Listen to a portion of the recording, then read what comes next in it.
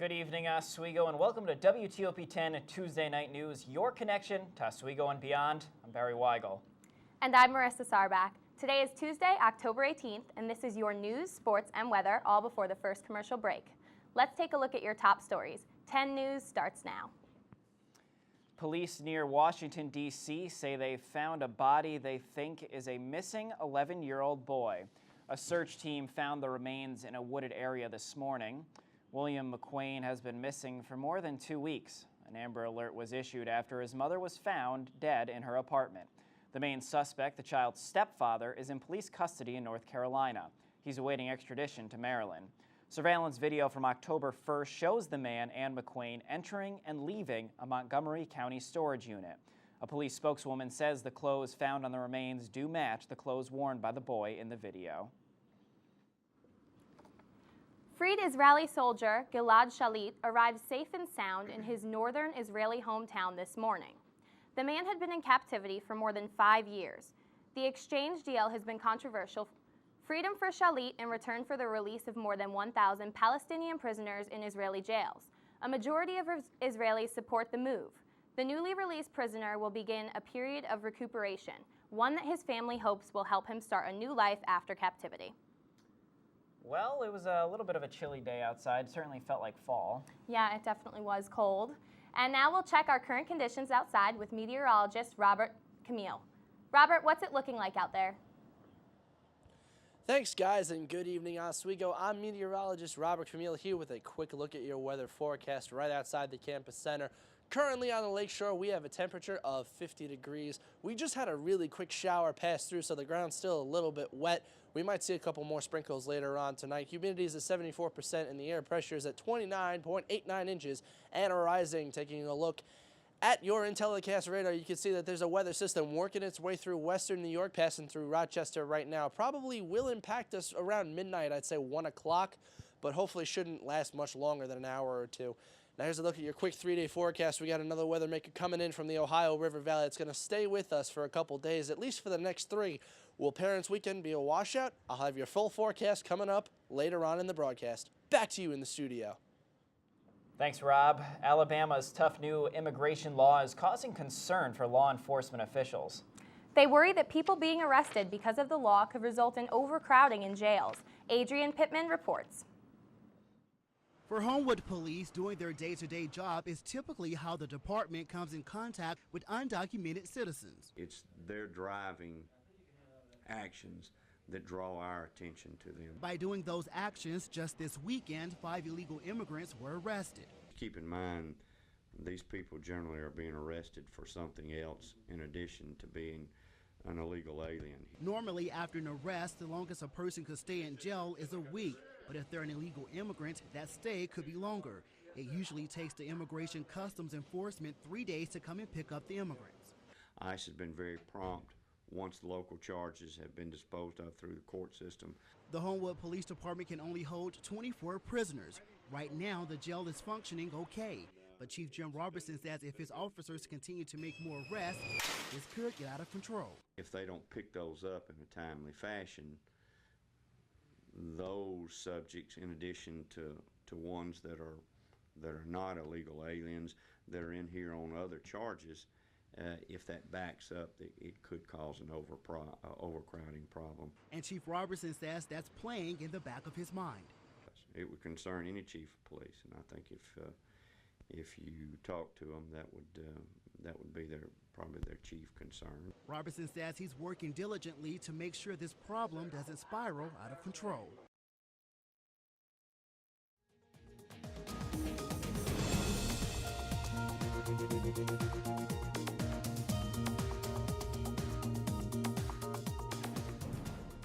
A 2-year-old Chinese girl is clinging to life this hour after being hit by 2 hit-and-run drivers in China. The accident was caught on tape, and we warn you, the footage is disturbing. 2-year-old Wang Yu was caught on tape by this security camera in this bustling hardware market. Caught the accident on tape. The footage shows the little girl wandering in front of a white van. She's hit, run over, and run over again by another vehicle. The video was posted online, outraging the public. But these are the scenes that sparked nationwide soul searching. Over a dozen pedestrians, motorists, and bikers pass by the bleeding child and do nothing. The girl lay bleeding in the street for 10 minutes before a Good Samaritan moved her out of the way.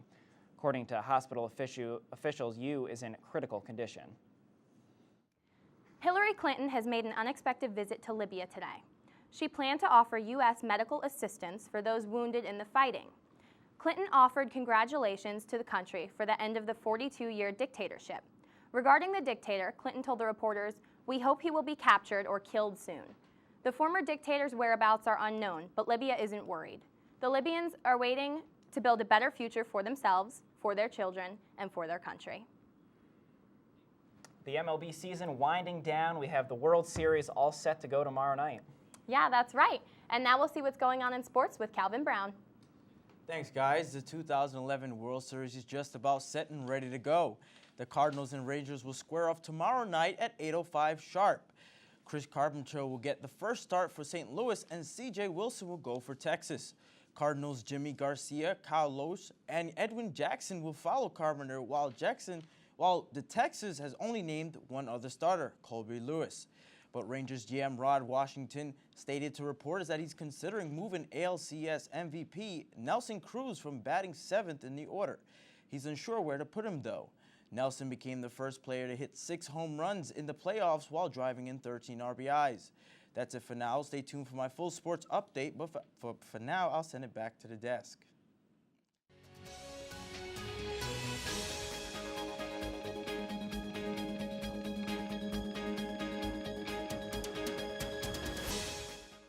The trial of an Oneida County man accused of killing a sheriff's deputy is expected to begin in mid-January. According to CNY Central, 41-year-old Christian Patterson is charged with aggravated murder in the death of Oneida County Sheriff's Deputy Kurt Wyman.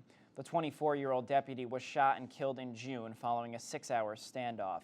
It happened in the hamlet of Knoxboro. In court today, Patterson's defense attorney waived the Huntley hearing, with both sides agreeing that portions of Patterson's statements to the police will be admissible at trial.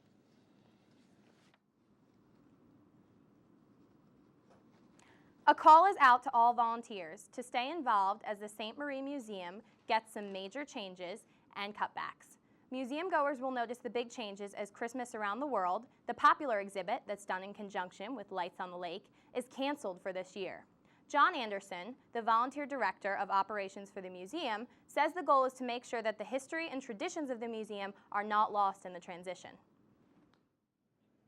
Destiny USA announced via Twitter and Facebook today that its newest tenant in the expanded Carousel Center will be Toby Keith's I Love This Bar and Grill. The eatery will be located on the mall's 3rd floor and will be opening in spring of 2012. It'll be the first eatery in the expanded mall. According to WSYR, part of the reason Destiny chose Toby Keith is for his entertainment value. Between Revolution's the upscale bowling alley and the restaurant space, this will encompass about 1/5 of the entire 3rd floor, a level that will be completely dedicated to entertainment. I'm meteorologist Robert Camille. We have a weather system pushing in from the Ohio Valley that's going to affect us for the rest of the week. Will Parents' Weekend be a washout? I'll have your full forecast coming up after the break.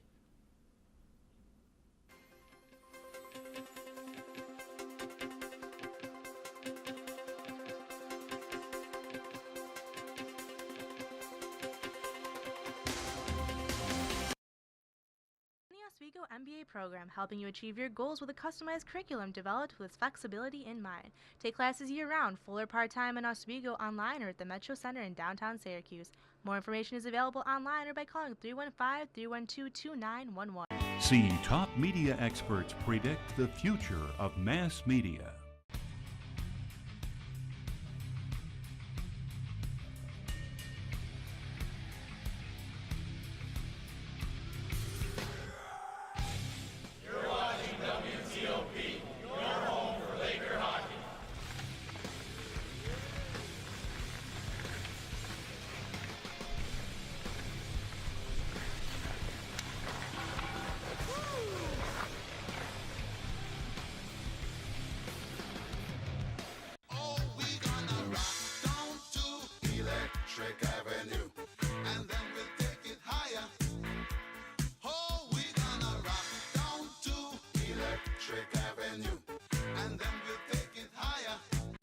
don't know what the next Twitter's going to be, but hopefully I'll be on the receiving end of that.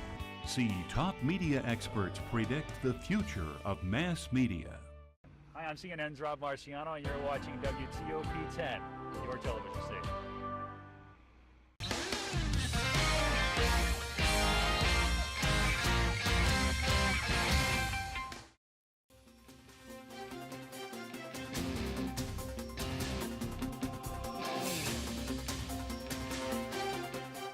An assortment of new works will be on display in the Tyler Hall Art Galleries. The first, called Grief and Gratitude, a celebration of Kathy Budd's art, celebrates the work of longtime Oswego professor Kathy Budd. The next is called Juan Perdeguero Anamalidad, and the last, Juliviv Jubin Centro Habana 2011. They're going to be on display from Friday until November 19th. For more information, visit the SUNY Oswego website. This Saturday, October 22nd, Magpie will be performing in Oswego. The concert will begin at 8 p.m. in the Oswego Music Hall in the Microbi building. Magpie is well known for their performances of hard-hitting topical songs. Expect an eclectic repertoire from traditional country and classic country. They will also have swing and blues of the 1920s and 30s and their own contemporary songs. Tickets are on sale for $14. If you're going to be out drinking, you better not pick a 9-year-old to be your designated driver. CNN's Jeannie Moss has the story of a Michigan man who puts his daughter behind the wheel. The way she drove up to the gas pumps was a little jerky, and when she got out, you saw why. It was a 9-year-old driving her allegedly drunk dad, something witnesses say he bragged about inside the store. 9 years old. 9. Gas, brake, listen, we're leaving, and she's driving. I'm drunk. And she didn't just drive. Her dad bought her a caramel apple, then she got back on the booster seat behind the steering wheel, and slowly off they went, while a customer who saw the whole thing dialed 911 and followed them. Is the vehicle staying on the road? She's driving pretty good. I'm telling you, I can't believe it. When police stopped the van, the girl said what most people say. Why'd you stop me? I was driving great. But her dad's not looking so great. 39-year-old Sean Weimer wiped his eyes as his preliminary hearing was postponed. He's been charged with child abuse. What made you think it was okay to let a 9-year-old drive on a public road? Have you anything to say to your daughter at all? No comment. Friends say he's a great dad who had weekend visitation rights with his daughter. Now he can't see her. What's that doing to him? And that's going to destroy him. He told a reporter for WXYZ that he's a good dad who made a bad decision. He's been busted before after crashing while driving under the influence. This time, his daughter said he'd been drinking whiskey all day. He refused a breathalyzer test and told police he was just teaching his daughter how to drive. There have been lots of stories of little kids driving their parents' cars. I tried to drive, but I ride for too soon with the pedals. From this 5-year-old to a 7-year-old who told police he was trying to avoid going to church. At least Sean Weimer's daughter didn't hit anything. The Detroit Free Press reports she was even seen using her turn signal at least twice. It's her father who seems to have taken the wrong turn by turning to his daughter. Jeannie Moss, CNN, New York. And although this is a comical look at this story, I couldn't believe it when I heard it. It's just hard to believe what some parents do. I know, I just don't understand some parents these days. That's ridiculous. But he did train her well, using her turn signals and everything. And when the guy was on the 911 call with the dispatcher saying, well, she's actually doing a pretty good job driving, but still. Better than her dad, apparently. Not okay. And now here's a look at your full forecast with Robert Camille.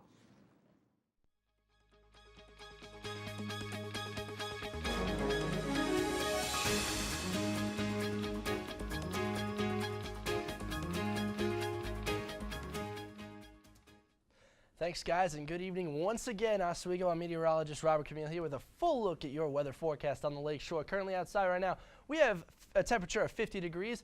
The sprinkles are still sticking around a little bit from before. We just had another one before I came inside. Dew points at 43, humidity is at 74. Winds aren't much to speak of. Couldn't really say the same for last night. Last night was very breezy, very brisk outside, and the air pressure is rising right now at 29.89 inches. Looking at your almanac, today's high, 60 degrees, a little bit above the average of 58. Your low measured this morning at 47, still above the average low of 42. Your record set 50 years ago today, 78 degrees in 1961, nowhere near that, thank goodness. Same for your record low, no precipitation to speak of, a trace amount just fell now, and your sunrise and sunset getting earlier and later each day. As we take a look around the Empire State, our hot spot today in the Big Apple of New York City at 67 degrees, going up the Hudson to the state capital of Albany at 64, 16 Glens Falls, our neighbors down to the south of 481, Syracuse at 62, and our cold spot on the day, tied between Bingotown and Jamestown at 54 degrees. Here's a look at your fall foliage right now, the heart of the Adirondacks and the Tug Hill Plateau and the southern tier right by Binghamton. Those are our spots where we currently have those peak fall conditions out there, past peak actually if you get into the central heart of the Adirondacks. We're still near peak right now. We'll start to see those reds and yellows come out within the next few days. Now here's a look at our current radar image. You can see that this weather maker behind me is starting to push in right along the shore of Lake Ontario. That's the rain that's probably going to affect us tonight. Surface analysis right now, you can see our next weather maker right here. Indiana, Ohio, Michigan. That's what's going to come in. That's what's going to affect us for the next 3 days. So as we take a look now at our visual futurecast, you can see that the system is starting to come in from Ohio, from the Ohio River Valley over Cleveland tonight into northwestern Pennsylvania. That's overnight. Tomorrow morning, everybody's getting up for class. It starts to kind of swing around to the south a little bit and comes into the Delmarva Peninsula, coming up into central New Jersey. As we look forward to tomorrow afternoon, that's when that rain chance is going to start to come back. We push the rain pushes up off Long Island into southern New York around the Finger Lakes region, and tomorrow night is when that rain system is really going to start to wallop the area. As you can see, it pushes all the way into all of upstate New York, and it's going to stick around for a few days. So for tonight, mostly cloudy, clearing later on. Temperature of 45 degrees. Winds are going to be nice and calm. Tomorrow, we're going to have partly sunny conditions to start. Slight chance of showers as we get in, say, 3 or 4 o'clock. 63 for your high. Tomorrow, showers are going to start out early, around 5 o'clock, 6 o'clock.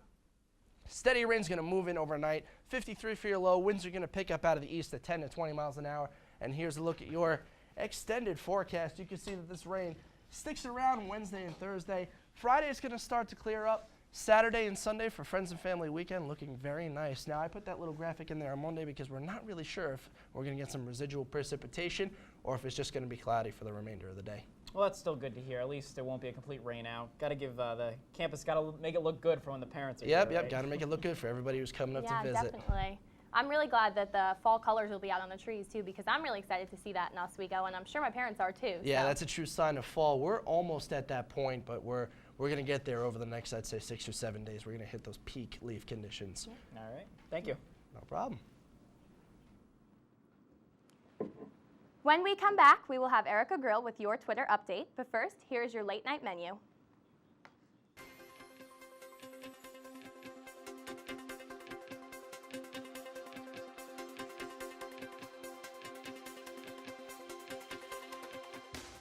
I'll see you at the Dr. Lewis B. O'Donnell Media Summit. See top media experts predict the future of mass media.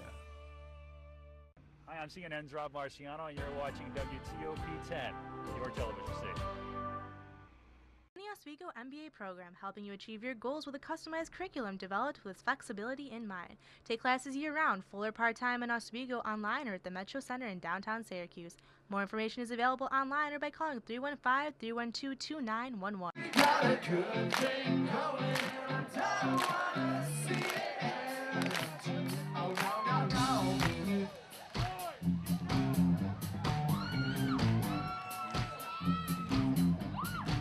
Hi, we're Real Big Fish. And you're watching WTOP 10. Like the number. I'm lucky. I get to do something I love. How many of you think homework is just as important as teamwork? I help keep kids in school. Good. And that's the name of the game. My name is LaDainian Thomason. I don't just wear the shirt, I live it. Give, advocate, volunteer. Live United.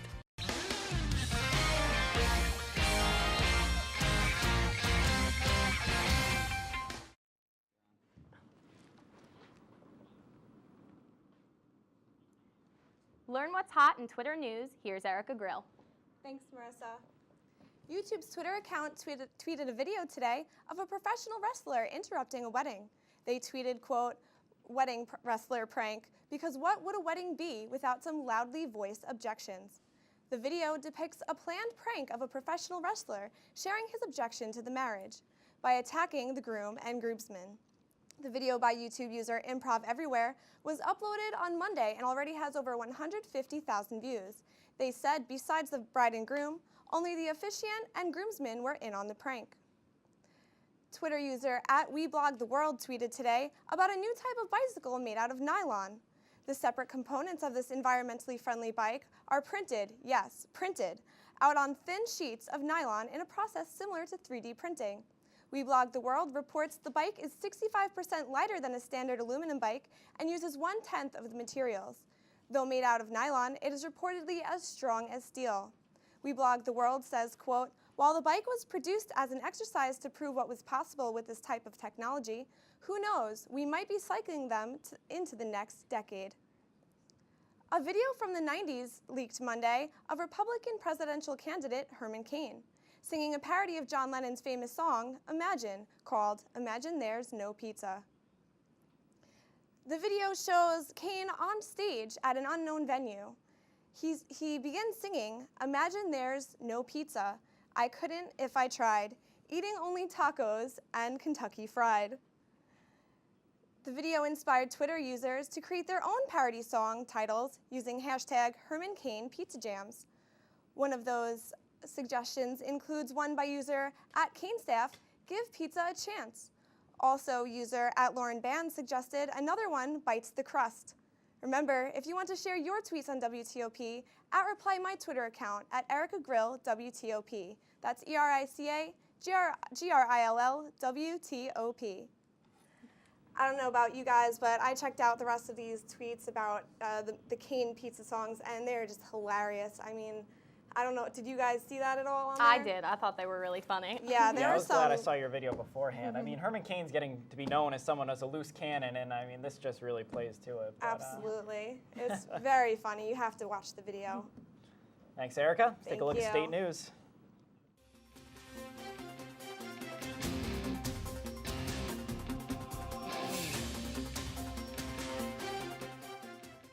New York's top court has upheld the murder conviction of a former college student for killing his father and brutally assaulting his mother with an axe. The Court of Appeals says there was overwhelming evidence placing Christopher Porco at his parents' suburban Albany home during the early morning attack in 2004. The challenge police testimony didn't change the verdict. The 28-year-old Porco is serving 46 years to life at Clinton Correctional Facility. The New York State Department of Education has recommended several measures to crack down on cheating on high-stakes exams. Many states may introduce a new cheating-resistant plan in 2014. It will involve taking Regents exams on computers and scoring them on computers. That will allow quicker analysis of answers and allow teachers to score tests from other countries, potentially no longer scoring tests of their students. The idea is to make it as close as possible not to cheat. Yeah, big story out of Long Island, all those kids cheating on the SATs. It was kind of hard to believe. It never even crossed my mind when I was taking the SATs. I know, I wouldn't have even thought of that. And now let's take a full look at sports with Calvin Brown.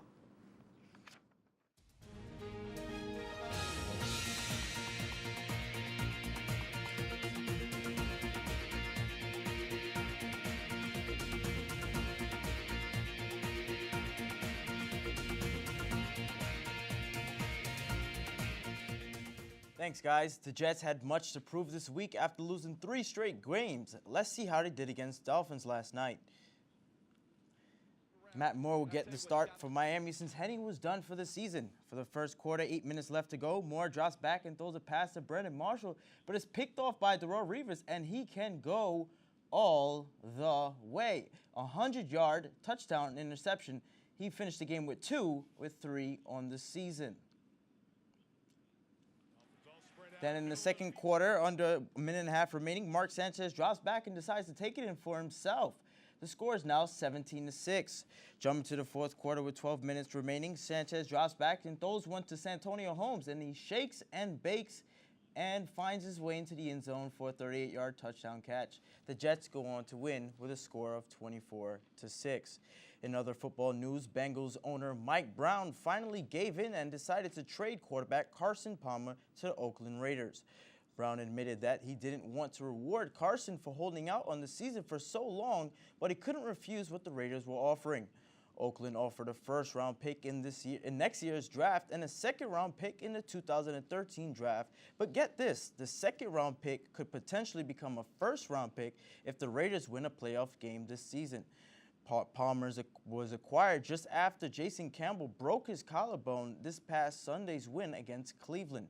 And in local news, the Oswego women's soccer team continued to show their dominance by shutting out St. Lawrence this afternoon with a score of 1-0. With 39 minutes remaining in the first half, junior Shelly Bateman sent a pass to senior Lauren Ambron, who scored the only goal of the game. This was Ambron's first goal of the season, as well as her first point. Coming into today, the Lakers were 2-4-1 against St. Lawrence at home and 2-17-2 overall.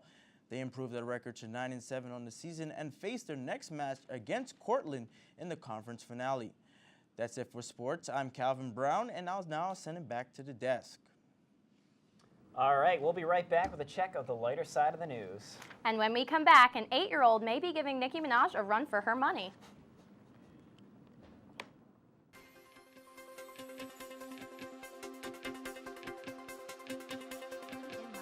Take classes year-round, full or part-time in Oswego, online or at the Metro Center in downtown Syracuse. More information is available online or by calling 315-312-2911. See top media experts predict the future of mass media.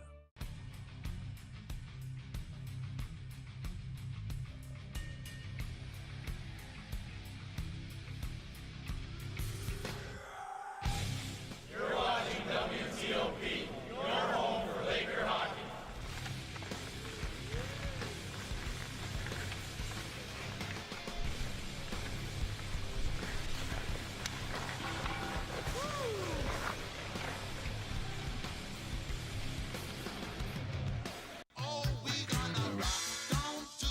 Electric Avenue, and then we'll take it higher.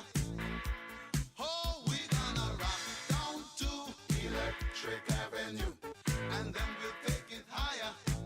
I don't know what the next Twitter's going to be, but hopefully I'll be on the receiving end of that. See top media experts predict the future of mass media. Hi, I'm CNN's Rob Marciano, and you're watching WTOP 10, your television station.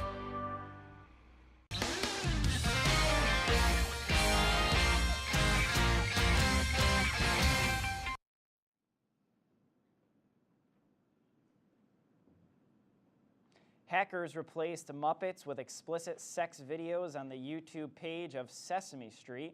Before it was taken offline Sunday afternoon, a message on the show page informed users that it had been shut down due to repeated or severe violations of the community guidelines. There's been no immediate response to the hacking from PBS, the show's producers, or the search giant Google, who owns YouTube. The explicit material was up for 22 minutes before being taken down. A food fight led to domestic battery charges for a woman on Chicago's southwest side. Late Saturday night, a man called police to his home because his wife was hurling cupcakes at him, Chicago police said. When officers arrived at the home, they said the man was covered in frosting and crumbs. He told officers he feared for his safety. The police report states the woman was verbally aggressive with the officers. The woman was charged with a misdemeanor, count of domestic battery. Now that's food for thought. All right, let's take one final look at your forecast with Robert Camille. Thanks, Barry. All right, taking a look at your Class Day forecast now. It looks like it's going to be a pretty nice day out there. 49 degrees to start off. Everybody's waking up at 8 o'clock. It's going to get progressively warmer. It's going to hover around 50, 55 for most of the morning. And then around 12 o'clock, it's going to hit your high of 60 degrees. 61 is going to be your high. And that's going to be your... That's going to do it for us here at WTOP 10 News. For the 10 News team, I'm Calvin Brown. I'm Rob Camille. I'm Marissa Sarback. And I'm Barry Weigel. Have a great night. See you here tomorrow.